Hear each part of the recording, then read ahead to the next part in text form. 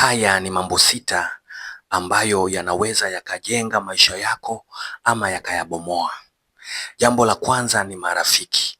Marafiki waliokuzunguka wana mchango mkubwa wa kuangusha maisha yako ama kuyainua. Aina ya marafiki. Ukisoma Mithali 13 mstari wa 20 unasema, aenende na rafiki mwenye hekima atakuwa mwenye hekima, bali aenende na rafiki mpumbavu hataumia.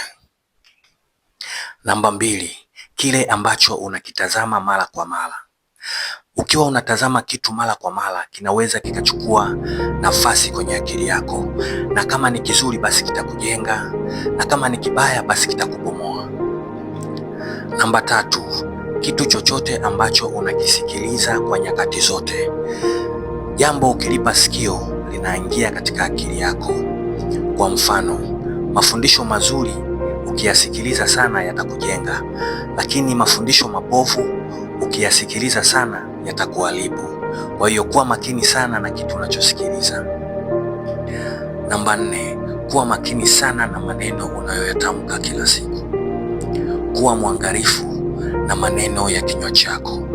Neno la Mungu linasema tumetegwa na maneno ya vinywa vyetu.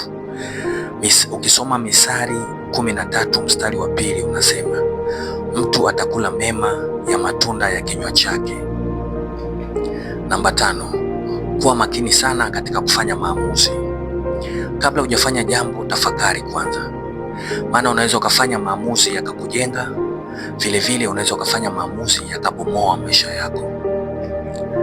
Namba 6, kile unachokiamini. Hakikisha mtu unayemwamini anakujenga na sio kukubomoa. Hakikisha kitu unachokiamini kinakujenga, maana neno la Mungu linasema imani ni kuwa na hakika ya mambo yatarajiwayo, bayana ya mambo yasiyoonekana.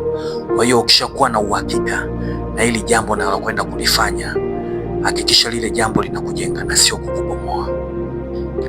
Mwana wa Mungu, ukiweza kuyazingatia mambo sita haya, utaweza kuyajenga maisha yako pasipo kuyabomoa.